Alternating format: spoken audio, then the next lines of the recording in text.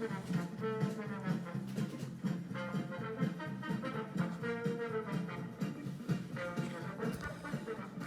for the Gold Atalanta by Kate McMullan.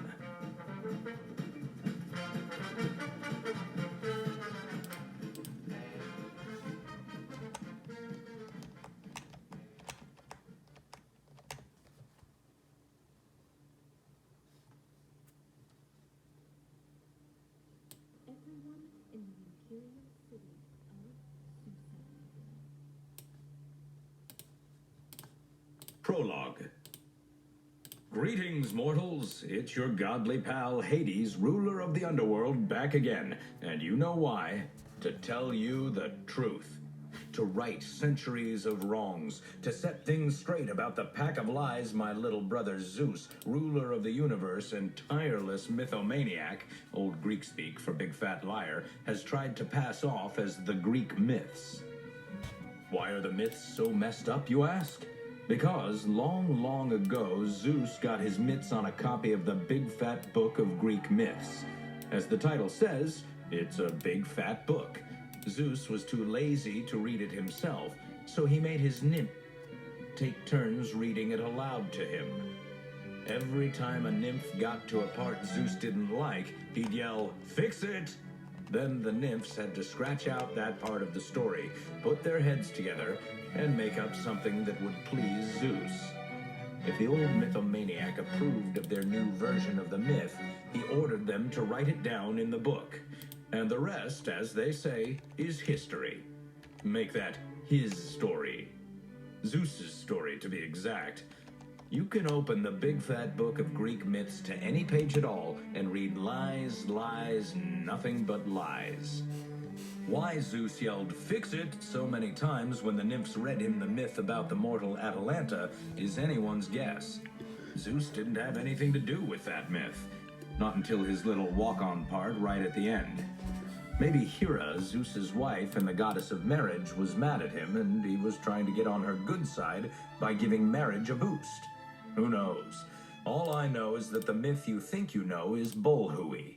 Read it yourself right from the Big Fat Book. Go on, check it out. Atalanta had no wish to marry, but her father said she must. She could run like the wind, so she said she'd marry a man only if he could outrun her. Many men came to race her and lost, but when Melanion ran, he threw golden apples into Atalanta's path. She stopped to pick them up, and Melanion won the race. The two married and lived happily ever after. It's the last part that really gets to me. The two married and lived happily ever after. Not... The Atalanta myth is no fairy tale. It's the story of a baby girl who was abandoned by her dad, a mean, scheming, money-hungry king, because she wasn't a baby boy. But this baby girl grew up to be as big and strong as any big, strong man in Greece. She became famous, and then, of course, her dad had second thoughts and tried to get her back. At about that time, Melanion showed up and started tossing around golden apples, and when those golden apples appear in a myth, look out. They always mean trouble. How about if I tell you the truth about Atalanta right from the start? The beginning of this myth is downright embarrassing to me. I'd just as soon forget about it. But if I'm going to tell this story, and it looks like I am, then I'll tell it just the way it happened. Chapter 1. Very Bad Day. The day I first laid my godly eyes on Atalanta started out fine. My queen, Persephone, and I were sitting out on the balcony of her earthly apartment. Persephone's work as goddess of spring keeps her up on Earth for 9 months of the year, so she rents a little place in Athens. I was up for a short visit, relaxing, taking time off from my demanding duties as ruler of the underworld. Persephone had on a bright pink robe. She wore a matching headband of pink petunias in her hair. She was chatting on the phone with her goddess girlfriend, Artemis. From what I could tell, they were discussing the upcoming Olympic Games. I was reading the comics in the Athens Times. I took a sip of my mocha nectar java and a bite of my Ambrosch strudel. That's a coffee, chocolate, and nectar combo and coffee cake. Don't try to order this at your local coffee shop. It's for gods only. Nectar and ambrosia are what keep us immortals young and good-looking. I flipped to the sports section. Oh no!